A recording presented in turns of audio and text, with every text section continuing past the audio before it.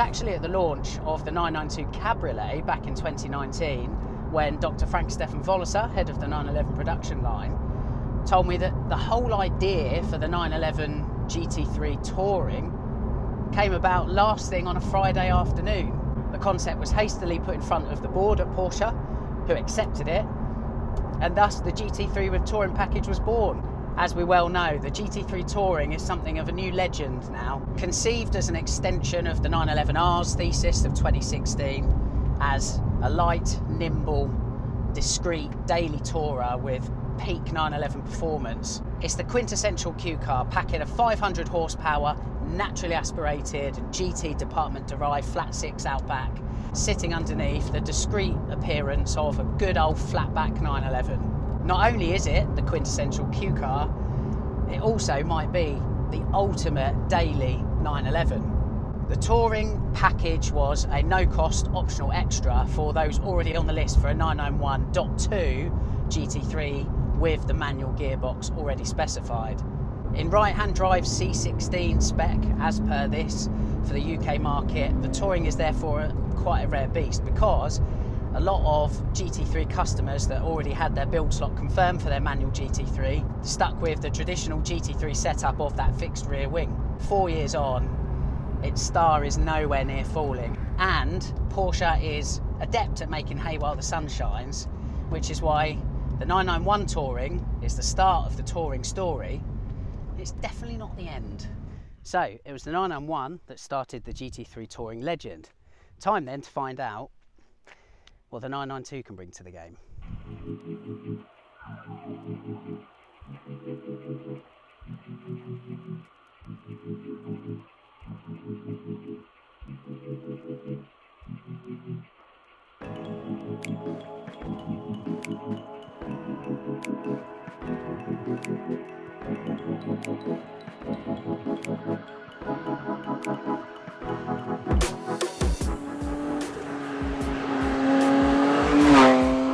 Oh yes. Ostensibly, the 992 GT3 Touring is a hybridisation of the 991 GT3 concept, Touring concept I should say, mixed with the 992 platform. Oh, but what does that mean? Well, quite a lot as it goes, because there are a lot of small detail changes that obviously, as with all 911s, add up to quite a lot.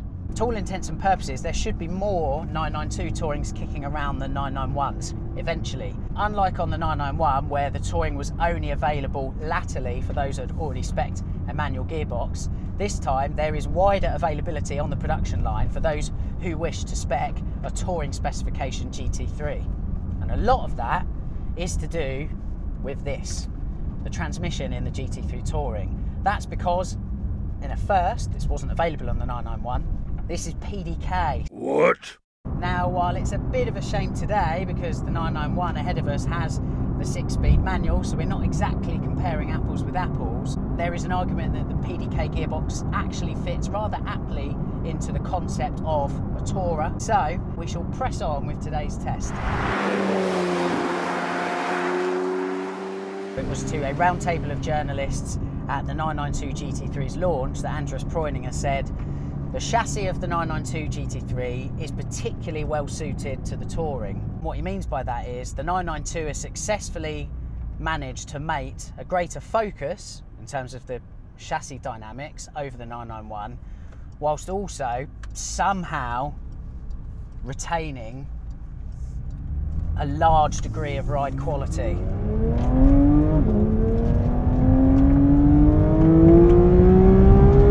I've only had a little play in this car so far this morning, but already I have to say the difference between the 992 and the 991's front axle, worlds apart, absolute worlds apart, mainly pointing to the double wishbone front axle.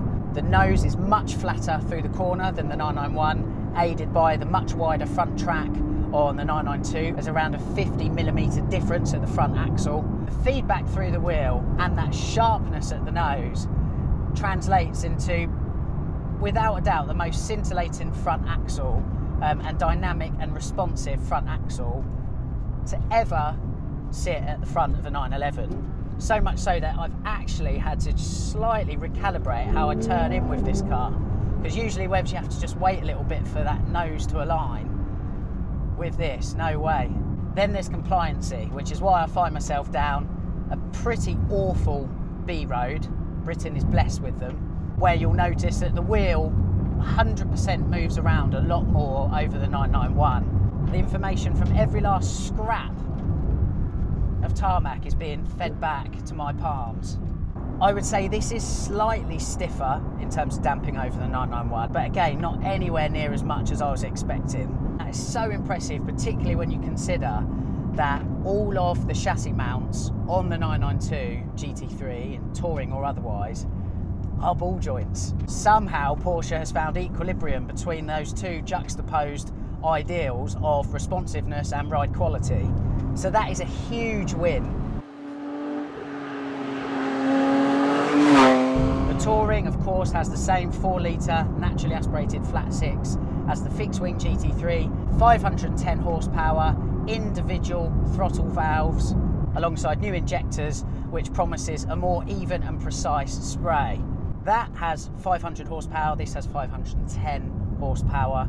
It's also got an increase of 10 newton meters of torque, maximum 470 in this, 460 in the 991 Touring. What I have found pedalling around the back roads of Goodwood is that, a bit like all 992s, this Touring just feels so big, even compared to the 991. It's a little bit of a placebo effect, because in terms of maximum width, the 992 and the 991 are the same. Another massive win, and it's twofold for the 992 GT3 Touring, is sound. Now this car, unlike the 991, has GPF, gasoline particulate filters.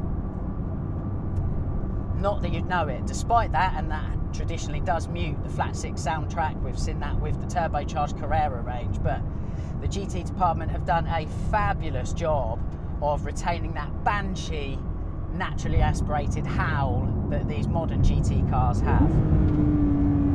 It still sounds phenomenal, despite the presence of those gasoline particulate filters. What I will say is, it doesn't have quite the same banshee howl that the 991 has at the very top at 9,000 RPM. Otherwise, that exhaust note is phenomenal. And staying with sound, pleasingly, in terms of rolling noise, the 992 has done a much better job than the 991 of nailing it. It's not quite as intense in here. Genuinely, and I did go cross-continent in a 991 Touring, I just found it a little bit too much. I'm sure that Porsche has done something and enough this time to combat that. Just going to stop from the driving for 2 minutes to go over the stats and spec of this car. The wheelbase is exactly the same as the 991, 2,457 millimeters. Another really interesting thing, again down to weight, this door feels a lot lighter to open and close than the 992 Carrera range, but it appears that the glass on here is double paned. Now that might be a jolly good reason why, when in this car, the rolling noise, the tyre noise, and also the exhaust noise isn't as pronounced or drony and annoying as that on the 991. So again, just little revisions like this, obviously that adds up in terms of weight, but yet this still retains that same weight as the 991 GT3 Touring. So inside, basically Porsche's whipped out all of the Alcantara in favour of really good quality leather, here with the contrast stitching and also the Sportech seat centres, and that also seems to follow through on the dash. I think part of the genius here is the fact that the PDK lever does look like that 6-speed manual shifter. Another thing as well, you'll notice in the centre of the wheel, just off of the horn push and the airbag, you'll spy the mode wheel. That wasn't there on the 991 Touring. Porsche kept all of the buttons on the centre console, including the sport button. Here it's a lot easier. Your modes include normal, sport and track mode. So track mode is still on the 992 GT3 Touring, despite the fact, of course, this is more of a road biased car. It really does play into this car's mantra of being, well, the do-it-all 911. That's the inside of the car. Onto the rear, and absolutely my favourite detail of the 992 Touring. Now, one of the main criticisms, the major criticism of the 991 and 992 generation 911s is the fact that you cannot see the engine. It's sacrilege in a sports car, of course. However, there's been a fairly brilliant reworking here, which means that for once, there's something to look at. Now, underneath this active rear wing, there's some sort of curtain that pops up as well, which acts, I suppose, as a little bit of ram air effect, past two gaping holes here and into what you can clearly see, to the pleasing eye of enthusiasts such as yourself and I, two conical air filters. Similar, I suppose, in design to the 997 RS 4 litre. It's a really, really nice detail, and it's so nice to see even a tiny smidge of mechanical detail engineering on this car, particularly in regards to its engine. At the back, beneath the active rear spoiler, we've got a much more pronounced and complicated rear diffuser. I've actually noticed there's a few stones sitting in there already from this morning, so that'll be something for owners to keep an eye on in future. This is a pretty surefire way to collect a lot of road gravel by the looks of it.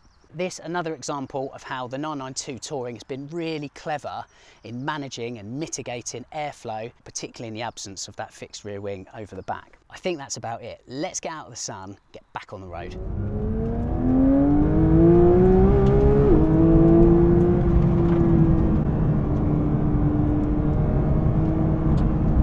The other thing to consider, of course, mechanical grip. There's oodles of it, and the fact that the 992 naturally provides so much more downforce than the 991 with that fixed rear wing, you would think that taking it away would be, well, not only sacrilege, but possibly lunacy. And yet this Touring has so much mechanical grip, it feels like. The rear diffuser on this car, which is so much more pronounced than the 991, is also doing a splendid job at the back. Also, though, the wheels and tyres at the front and back are slightly wider on the 992 over the 991, only by ½ inch, and it all helps. I don't mind the PDK at all. It has got one more ratio over the manual, of course. Really, it's an overdrive. Top speed in both cars are achieved in 6th gear. There is a slight weight penalty for the PDK gearbox. It's minimal, and it certainly doesn't offset the performance. The total weight is 1,435 kilograms.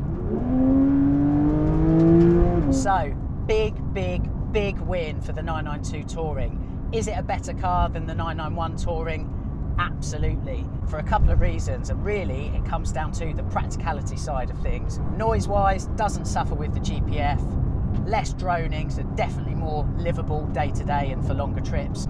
Also, the focus of the ride is absolutely astounding. It really is, as I say, a step on over the 991, and that's without being to the detriment of ride quality. Somehow then, Porsche has taken the GT3, pretty much the zenith of Porsche motorsport performance with that engine, and put it into a car that really is more of an all-rounder than ever before. The quintessential Q car then, absolutely, and some.